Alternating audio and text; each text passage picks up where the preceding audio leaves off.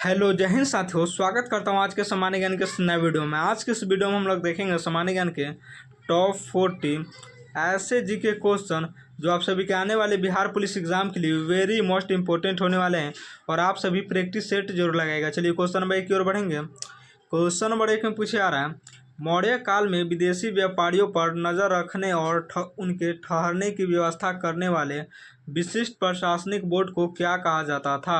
मौर्य काल में विदेशी व्यापारियों पर नज़र रखने और उनके ठहरने की व्यवस्था करने वाले विशिष्ट प्रशासनिक बोर्ड को क्या कहा जाता था। तो याद रखिएगा, विशिष्ट प्रशासनिक बोर्ड को जो है प्रथम बोर्ड कहा जाता था। क्वेश्चन नंबर 1 का ये बिल्कुल सही जवाब हो जाएगा, प्रथम बोर्ड। चलिए क्वेश्चन नंबर 2 की ओर बढ़ेंगे।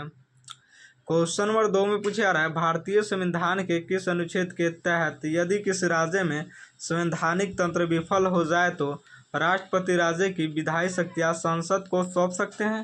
भारतीय संविधान के किस अनुच्छेद के तहत यदि किसी राज्य में संवैधानिक तंत्र विफल हो जाए तो राष्ट्रपति राज्य की विधायी शक्तियां संसद को सौंप सकते हैं। तो याद रखिएगा, अनुच्छेद 356 के तहत जो है राष्ट्रपति राज्य की विधायी शक्तियां जो है सांसद को सौंप सकते हैं।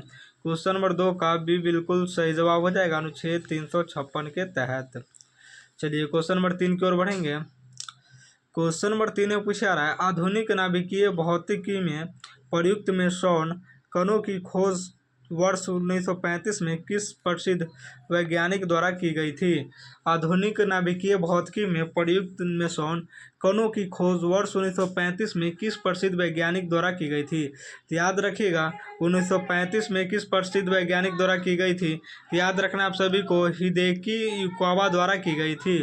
मेसोन की खोज 1935 में हिदेकी युकावा द्वारा की गई थी।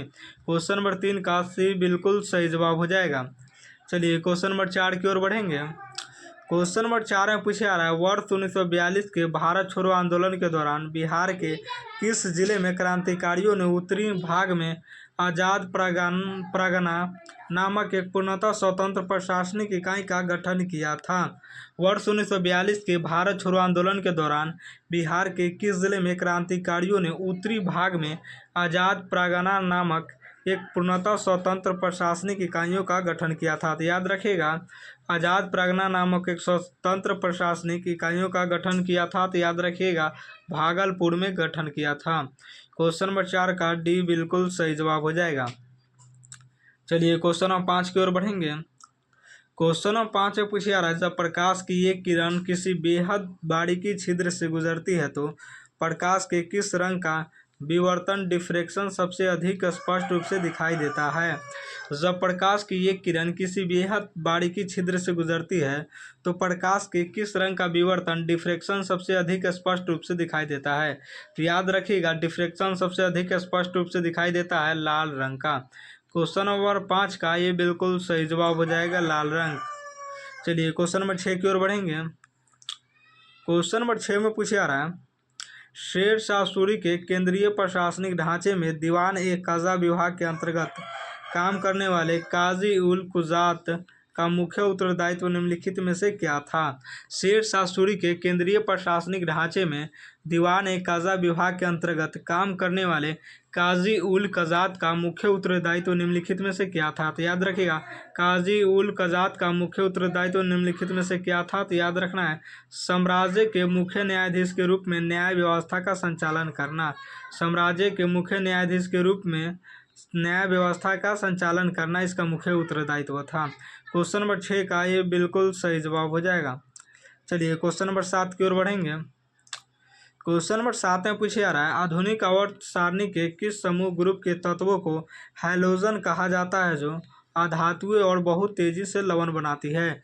आधुनिक आवर्त सारणी के किस समूह ग्रुप के तत्वों को हैलोजन कहा जाता है जो अधातुएं हैं और बहुत तेजी से लवण बनाती है। तो याद रखिएगा, अधातुएं और बहुत तेजी से लवण बनाती है। तो याद रखना आप सभी को, समूह 17 के तत्व, वर्ग 17 के तत्व को जो है हैलोजन वर्ग कहा जाता है और अधातुएं जो है बहुत तेजी से लवण बनाती है। याद रखिएगा, समूह 17 के तत्व। क्वेश्चन नंबर 7 का भी बिल्कुल सही जवाब हो जाएगा। चलिए क्वेश्चन नंबर 8 की ओर बढ़ेंगे। क्वेश्चन नंबर 8 में पूछे जा रहा है, भारत के किस उत्तर पूर्वी राज्य में नोकरेक राष्ट्रीय उद्यान स्थित है जो रेड पांडा और दुर्लभ औषधीय पौधों के लिए प्रसिद्ध है।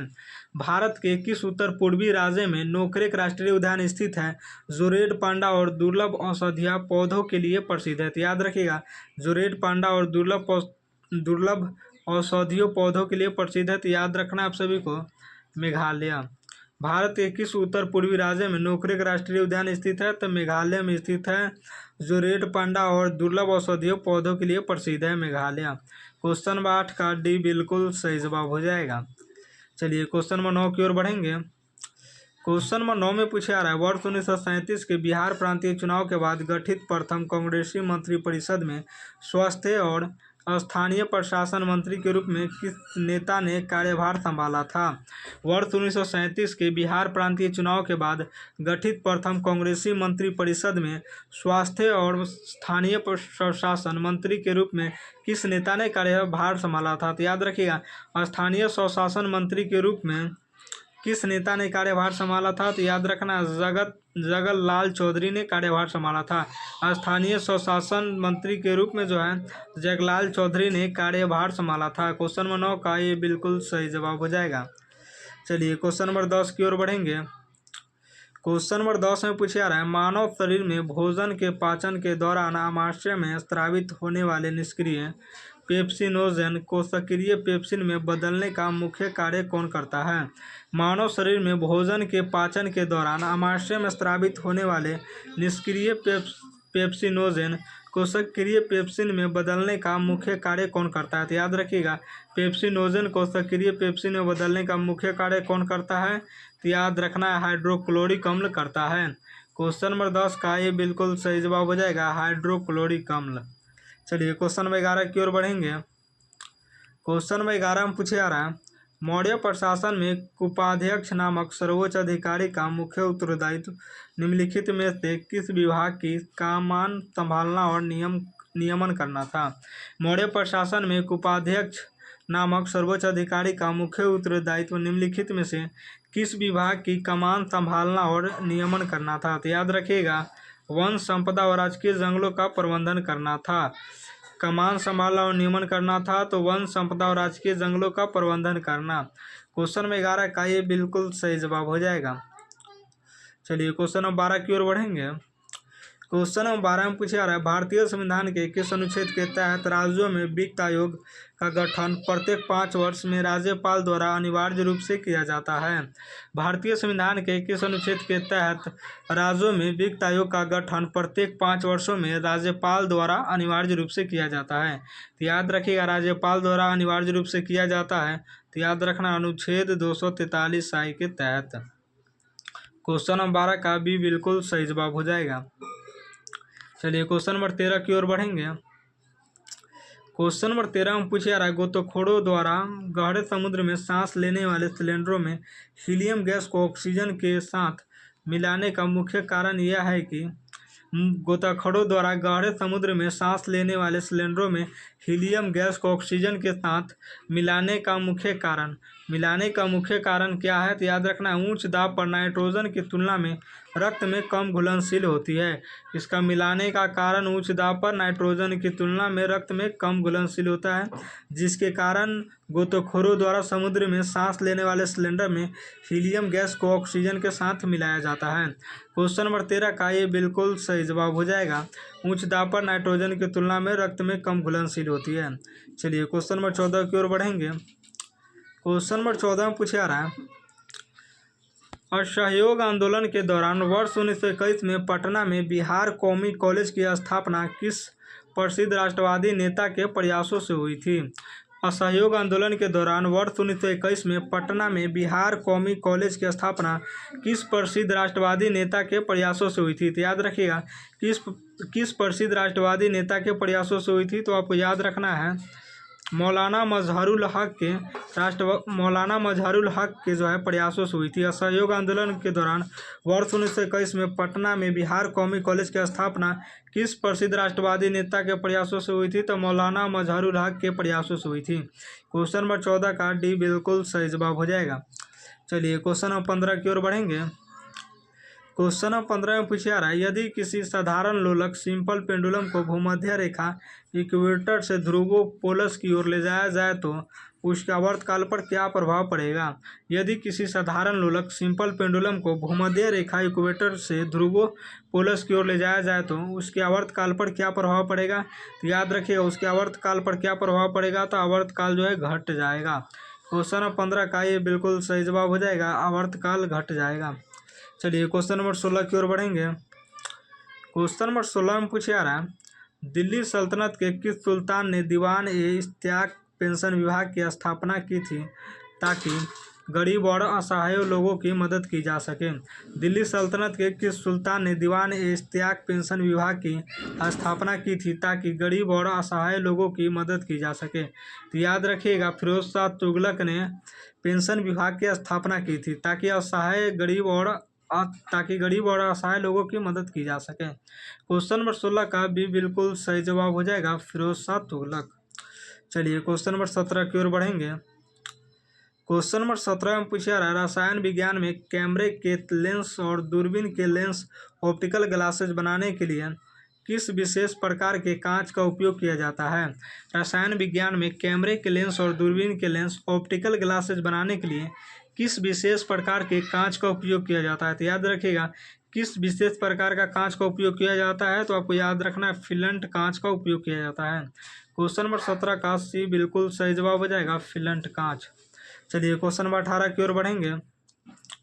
क्वेश्चन नंबर 18 में पूछा जा रहा है, बिहार का वह कौन सा एकमात्र जिला है जो पूर्व में पूर्णिया जिला और उत्तर में सीधे तौर पर नेपाल देश के साथ अपनी भौगोलिक सीमा साझा करता है। बिहार का वह कौन सा एकमात्र जिला है जो पूर्व में पूर्णिया जिला और उत्तर में सीधे तौर पर नेपाल देश के साथ अपनी भौगोलिक सीमा साझा करता है। तो याद रखिएगा नेपाल देश के साथ अपनी भौगोलिक सीमा साझा करता है, तो आपको याद रखना है किशनगंज। क्वेश्चन नंबर 18 का डी बिल्कुल सही जवाब हो जाएगा, किशनगंज। चलिए क्वेश्चन नंबर 19 की ओर बढ़ेंगे। क्वेश्चन नंबर 19 से पूछा जा रहा है, वर्ष 1917 के चंपारण सत्याग्रह की जांच के लिए गठित चंपारण एग्रीगेशन कमेटी के अध्यक्ष निम्नलिखित में से कौन ब्रिटिश अधिकारी थे। वर्ष 1917 के चंपारण सत्याग्रह की जांच के लिए गठित चंपारण एग्रीगेशन कमेटी के अध्यक्ष निम्नलिखित में से कौन ब्रिटिश अधिकारी थे। तो याद रखिएगा एग्रीगेशन कमेटी के कौन ब्रिटिश अधिकारी थे, तो आपको याद रखना FG सलाई। क्वेश्चन 19 का ये बिल्कुल सही जवाब हो जाएगा, FG सलाई जो है एग्रीगेशन कमेटी के अध्यक्ष थे। चलिए क्वेश्चन नंबर 20 की ओर बढ़ेंगे। क्वेश्चन नंबर 20 में पूछा जा रहा है, मानव शरीर की उत्सर्जन प्रणाली में नेफ्रॉन की दूरस्थ समालित नलिका DCT में पानी के अवशोषण को नियंत्रित करने वाला मुख्य हार्मोन कौन सा है।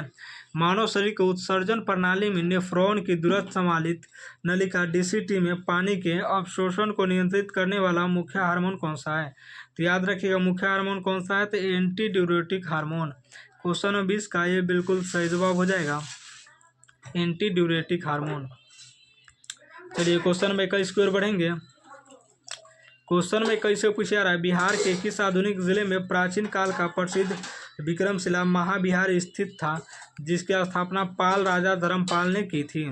बिहार के किस आधुनिक जिले में प्राचीन काल का प्रसिद्ध विक्रमशिला महाविहार स्थित था जिसकी स्थापना पाल राजा धर्मपाल ने की थी। तो याद रखिएगा भागलपुर में विक्रमशिला महाविहार स्थित था जिसकी स्थापना किसने की थी, पाल राजा धर्मपाल ने की थी। कहाँ, तो भागलपुर। याद रखिएगा क्वेश्चन नंबर 21 का ये बिल्कुल सही जवाब हो जाएगा, भागलपुर। चलिए क्वेश्चन नंबर 22 की ओर बढ़ेंगे। क्वेश्चन नंबर 22 में पूछा जा रहा है, भारतीय संविधान के किस अनुच्छेद के तहत संघ लोक सेवा आयोग UPSC के कार्यों का विस्तार करने की शक्ति देश की संसद को प्राप्त है। भारतीय संविधान के किस अनुच्छेद के तहत संघ लोक सेवा आयोग UPSC के कार्यों का विस्तार करने की शक्ति देश की सांसद को प्राप्त है। तो याद रखिए अनुच्छेद 321 के तहत। क्वेश्चन नंबर 22 का भी बिल्कुल सही जवाब हो जाएगा, अनुच्छेद 321 के तहत प्राप्त है। चलिए क्वेश्चन नंबर 23 की ओर बढ़ेंगे। क्वेश्चन नंबर 23 में पूछा जा रहा है, आधुनिक रसायन विज्ञान में आंशिक दाब का नियमन लॉ ऑफ प्रैक्टिकल प्रेशर वर्ष 1801 में किस वैज्ञानिक द्वारा प्रतिपादित किया गया था। तो लॉ ऑफ प्रैक्टिकल प्रेशर वर्ष 1801 में किस वैज्ञानिक द्वारा प्रतिपादित किया गया था। तो याद रखिएगा जॉन डाल्टन द्वारा जो है लॉ ऑफ प्रैक्टिकल प्रेशर वर्ष 1801 में प्रतिपादित किया गया था। क्वेश्चन नंबर 23 का ये बिल्कुल सही जवाब हो जाएगा, जॉन डाल्टन। चलिए क्वेश्चन नंबर 24 की ओर बढ़ेंगे। क्वेश्चन नंबर 24 में पूछा रहा है, बिहार में बहने वाली कोसी नदी गंगा नदी में किस स्थान पर आकर अपनी मुख्य धारा को समाहित करती है।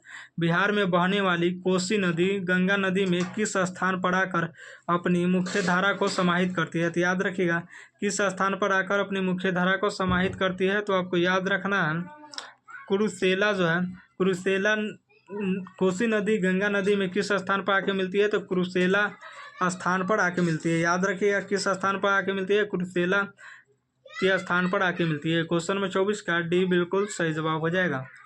चलिए क्वेश्चन नंबर 25 की ओर बढ़ेंगे।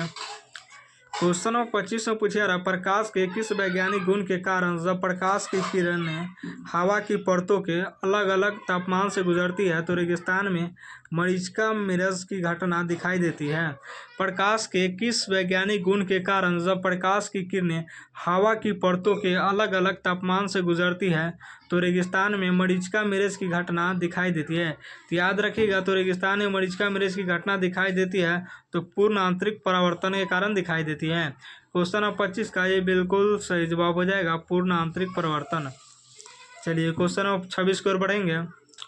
क्वेश्चन नंबर 26 में पूछा रहा है, मुगल केंद्रीय प्रशासन में दीवान-ए-तन नामक उच्च अधिकारी का मुख्य उत्तरदायित्व निम्नलिखित में से किस कार्य की देखरेख करना था। मुगल केंद्रीय प्रशासन में दीवान-ए-तन नामक उच्च अधिकारी का मुख्य उत्तरदायित्व निम्नलिखित में से किस कार्य की देखरेख करना था। तो याद रखिएगा किस कार्य की देखरेख करना था, तो जागीर और नगद वेतनों का हिसाब रखना और वितरण करना था। जागीर और नगद वेतनों का हिसाब रखना और वितरण करना। क्वेश्चन नंबर 26 का ये बिल्कुल सही जवाब हो जाएगा। चलिए क्वेश्चन नंबर 27 की ओर बढ़ेंगे। क्वेश्चन नंबर 27 में पूछा रहा है, रसायनों के औद्योगिक तापमान में सॉल्वे प्रक्रिया सॉल्वे प्रोसेस का उपयोग मुख्य रूप से किस व्यावसायिक उत्पाद के निर्माण के लिए किया जाता है। रसायनों के औद्योगिक उत्पादन में सॉल्वे प्रक्रिया सॉल्वे प्रोसेस का उपयोग मुख्य रूप से किस व्यावसायिक उत्पाद के निर्माण के लिए किया जाता है। तो याद रखिएगा किस व्यावसायिक उत्पाद के निर्माण के लिए किया जाता है, तो याद रखना आप सभी को सोडियम कार्बोनेट के निर्माण के लिए किया जाता है। क्वेश्चन नंबर 27 का सी बिल्कुल सही जवाब हो जाएगा, सोडियम कार्बोनेट के निर्माण के लिए किया जाता है। चलिए क्वेश्चन नंबर 28 की ओर बढ़ेंगे। क्वेश्चन नंबर 28 में पूछा रहा है, भारत के किस उत्तर पूर्वी राज्य में नमदफा राष्ट्रीय उद्यान स्थित है जो क्षेत्रफल की दृष्टि से देश के सबसे बड़े राष्ट्रीय उद्यानों में से एक है। भारत के किस उत्तर पूर्वी राज्य में नमदफा राष्ट्रीय उद्यान स्थित है जो क्षेत्रफल की दृष्टि से देश के सबसे बड़े राष्ट्रीय उद्यानों में से एक है। याद रखिएगा देश के सबसे बड़े राष्ट्रीय उद्यानों में से एक है, तो आपको याद रखना है अरुणाचल प्रदेश जो है देश के सबसे बड़े राष्ट्रीय उद्यानों में से एक है। क्वेश्चन नंबर 28 का डी बिल्कुल सही जवाब हो जाएगा। चलिए क्वेश्चन 29 की ओर बढ़ेंगे। क्वेश्चन 29 से पूछा रहा है, महात्मा गांधी ने वर्ष 1918 में गुजरात के खेरा में हुए कारा विरोध आंदोलन का नेतृत्व किया था। इस आंदोलन का मुख्य कारण क्या था। महात्मा गांधी ने 1918 में गुजरात के खेरा में हुए कारा विरोध आंदोलन का नेतृत्व किया था। इस आंदोलन का मुख्य कारण क्या था। तो याद रखिएगा इस आंदोलन का मुख्य कारण क्या था, तब फसल नष्ट होने के बावजूद ब्रिटिश सरकार द्वारा लगान वसूली में छूट न देना। याद रखिएगा महात्मा गांधी ने 1918 में गुजरात के खेरा में हुए कारा विरोध का आंदोलन का नेतृत्व किया था। इस आंदोलन का मुख्य कारण क्या था, तो फसल नष्ट हो जाने के बावजूद ब्रिटिश सरकार द्वारा लगान वसूली में छूट न देना। क्वेश्चन 29 का ये बिल्कुल सही जवाब हो जाएगा। चलिए क्वेश्चन नंबर 30 की ओर बढ़ेंगे। क्वेश्चन नंबर 30 में पूछा रहा है, मानव शरीर में प्रोटीन के पाचन को छोटी आंत में पूरा करने वाला ट्रिप्सिन एंजाइम मुख्य रूप से किस अंग द्वारा स्रावित होता है। मानव शरीर में प्रोटीन के पाचन को छोटी आंत में पूरा करने वाला ट्रिप्सिन एंजाइम मुख्य रूप से किस अंग द्वारा स्रावित होता है। तो याद रखिएगा किस अंग द्वारा स्रावित होता है, तो अग्नाशय द्वारा स्रावित होता है। क्वेश्चन नंबर 30 का भी बिल्कुल सही जवाब हो जाएगा, अग्नाशय द्वारा। चलिए क्वेश्चन नंबर 31 की ओर बढ़ेंगे। क्वेश्चन नंबर 31 में पूछा रहा है, पाल वंश के किस प्रसिद्ध शासक के समय मगध के क्षेत्र में बौद्ध शिक्षा के प्रसार के लिए तिब्बती भिक्षु धर्म स्वामी ने बिहार की यात्रा की थी। पाल वंश के किस प्रसिद्ध शासक के समय मगध के क्षेत्र में बौद्ध शिक्षा के प्रसार के लिए तिब्बती भिक्षु धर्म स्वामी ने बिहार की यात्रा की थी। याद रखिएगा तिब्बती भिक्षु धर्म स्वामी ने बिहार की यात्रा की थी रामपाल। याद रखिएगा पाल वंश के किस प्रसिद्ध शासक के समय मगध क्षेत्र में बौद्ध शिक्षा के प्रसार के लिए तिब्बती भिक्षु धर्मस्वामी ने बिहार की यात्रा की थी। तो याद रखिएगा किसके शासनकाल में मगध क्षेत्र में जो है तिब्बती भिक्षु धर्मस्वामी ने बिहार की यात्रा की थी। तो रामपाल के शासनकाल में यात्रा की थी। क्वेश्चन नंबर 31 का ये बिल्कुल सही जवाब हो जाएगा। चलिए क्वेश्चन नंबर 32 की ओर बढ़ेंगे। क्वेश्चन नंबर 32 में पूछा रहा है भारतीय संविधान का कौन सा अनुच्छेद राज्यों को यह निर्देश देता है कि वे गोवध कैटल सल्वेटर पर प्रतिबंध लगाए और दुधारू पशुओं की नस्लों में सुधार करें। भारतीय संविधान का कौन सा अनुच्छेद राज्यों को यह निर्देश देता है कि वे गोवध कैटल सल्वेटर पर प्रतिबंध लगाएं और दुधारू पशुओं की नस्ल में सुधार करें। तो याद रखिएगा कैटल सल्वेटर पर प्रतिबंध लगाए और दुधारू पशुओं की नस्लों में सुधार करें। तो याद रखना है अनुच्छेद 48 के तहत जो है दुधारू पशुओं की नस्लों में सुधार करने के लिए कहा गया है। क्वेश्चन नंबर 32 का डी बिल्कुल सही जवाब हो जाएगा। अनुच्छेद राज्यों को निर्देश देता है प्रतिबंध कैटल सल्वेटर पर प्रतिबंध लगाए और दुधारू पशुओं की नस्लों में सुधार करें अनुच्छेद 48 के तहत। चलिए क्वेश्चन नंबर 33 की ओर बढ़ेंगे। क्वेश्चन नंबर 33 में पूछा रहा है परमाणु विज्ञान में किसी रेडियोधर्मी पदार्थ की सक्रियता को मापने की आधुनिक अंतर्राष्ट्रीय एसआई इकाई क्या है। परमाणु विज्ञान में किसी रेडियोधर्मी पदार्थ की सक्रियता को मापने की आधुनिक अंतर्राष्ट्रीय एसआई इकाई क्या है। तो याद रखिएगा आधुनिक अंतर्राष्ट्रीय एसआई इकाई क्या है तो बैकरेल है। क्वेश्चन नंबर 33 का ये बिल्कुल सही जवाब हो जाएगा। चलिए क्वेश्चन नंबर 34 की ओर बढ़ेंगे। क्वेश्चन नंबर 34 से पूछा रहा है बिहार के किस जिले में प्रसिद्ध कमला बैराज का निर्माण किया गया है जो सीमावर्ती क्षेत्रों में बाढ़ नियंत्रण और सिंचाई का मुख्य आधार है। बिहार के किस जिले में प्रसिद्ध कमला बैराज का निर्माण किया गया है जो सीमावर्ती क्षेत्रों में बाढ़ नियंत्रण और सिंचाई का मुख्य आधार है। याद रखिएगा बाढ़ नियंत्रण और सिंचाई का मुख्य आधार है तो आपको याद रखना मधुबनी क्षेत्र। बिहार के किस जिले में प्रसिद्ध कमला बैराज का निर्माण किया गया है तो मधुबनी में कमला बैराज का निर्माण किया गया है जो सीमावर्ती क्षेत्रों में बाढ़ नियंत्रण और सिंचाई का मुख्य आधार है। क्वेश्चन नंबर 34 का ये बिल्कुल सही जवाब हो जाएगा। चलिए क्वेश्चन नंबर 35 की ओर बढ़ेंगे। क्वेश्चन नंबर 35 से पूछा रहा यदि किसी धातु के चालक की तार की लंबाई को अपरिवर्तित रखते हुए उसके अनुप्रस्थ काट के क्षेत्रफल एरिया को दोगुना कर दिया जाए तो उस तार के विद्युत प्रतिरोध पर क्या प्रभाव पड़ेगा। तो याद रखिएगा उस तार के विद्युत प्रतिरोध पर क्या प्रभाव पड़ेगा तो प्रतिरोध जो है आधा हो जाएगा। क्वेश्चन नंबर 35 का ये बिल्कुल सही जवाब हो जाएगा। चलिए क्वेश्चन नंबर 36 की ओर बढ़ेंगे। क्वेश्चन नंबर 36 से पूछा रहा दिल्ली सल्तनत के किस सुल्तान ने दीवान मुश्ताक राज बकाया राजस्व की वसूली के लिए विशेष विभाग की स्थापना की थी। दिल्ली सल्तनत के किस सुल्तान ने दीवान मुश्ताक राज बकाया राजस्व की वसूली के लिए विशेष विभाग की स्थापना की थी। याद रखिएगा विशेष विभाग की स्थापना की थी अलाउद्दीन खिलजी ने। क्वेश्चन नंबर 36 का सी बिल्कुल सही जवाब हो जाएगा। चलिए क्वेश्चन नंबर 37 की ओर बढ़ेंगे। क्वेश्चन नंबर 37 से पूछा रहा है रासायनिक रूप से एस्पिरिन जिसका उपयोग दर्द निवारक और दिल के दौरों को रोकने के लिए किया जाता है का सही वैज्ञानिक नाम क्या है। तो रासायनिक रूप से एस्पिरिन जिसका उपयोग दर्द निवारक और दिल के दौरों को रोकने के लिए किया जाता है का सही वैज्ञानिक नाम क्या है। तो याद रखिएगा सही वैज्ञानिक नाम एजिटाइल सैलिसिलिक एसिड है। क्वेश्चन नंबर 37 का ये बिल्कुल सही जवाब हो जाएगा। चलिए क्वेश्चन नंबर 38 की ओर बढ़ेंगे। क्वेश्चन नंबर 38 से पूछा रहा है भारत के किस राज्य में सिमलीपाल राष्ट्रीय उद्यान और टाइगर रिजर्व स्थित है जो मयूरभंज जिले का एक हिस्सा है। भारत के किस राज्य में सिमलीपाल राष्ट्रीय उद्यान और टाइगर रिजर्व स्थित है जो मयूरभंज जिले का एक हिस्सा है। तो याद रखिएगा मयूरभंज जिले का एक हिस्सा है तो उड़ीसा जो है एक मयूरभंज जिले का हिस्सा है। टाइगर रिजर्व स्थित है जो मयूरभंज जिले का हिस्सा है तो उड़ीसा। क्वेश्चन नंबर 38 का सी बिल्कुल सही जवाब हो जाएगा। चलिए क्वेश्चन 39 की ओर बढ़ेंगे। क्वेश्चन 39 से पूछा रहा है वर्ष 1928 की प्रसिद्ध नेहरू रिपोर्ट को तैयार करने वाली समिति में कुल कितने सदस्य शामिल थे जिन्होंने भारत के भावी संविधान का मसौदा तैयार किया था। वर्ष 1928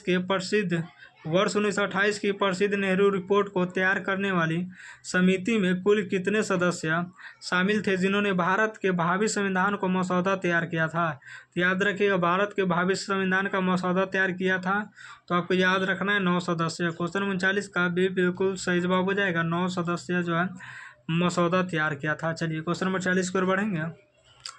क्वेश्चन नंबर 40 से पूछा रहा है मानव शरीर में विटामिन B6 की अत्यधिक कमी के कारण कौन सा विशिष्ट विकार या समस्या उत्पन्न हो जाती है?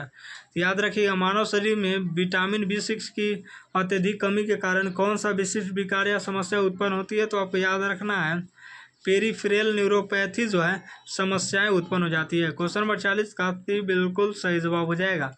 और 40 में से आप सभी का कितना सही हुआ कमेंट जरूर कीजिएगा।